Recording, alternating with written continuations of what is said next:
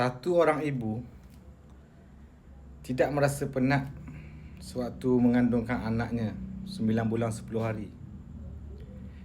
Tidak rasa penat pun waktu lahirkan anak, malahan gembira.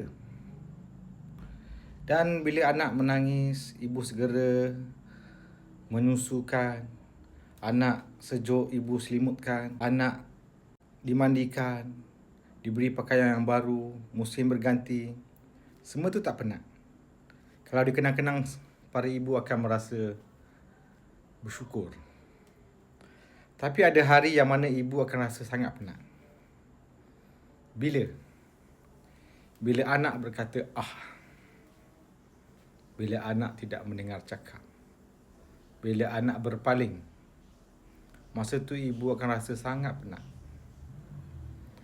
Kerana itulah Allah Subhanahu Wa Taala berfirman, janganlah kamu membuatkan ibumu berkata ah. Dalam banyak-banyak dosa tuan-tuan,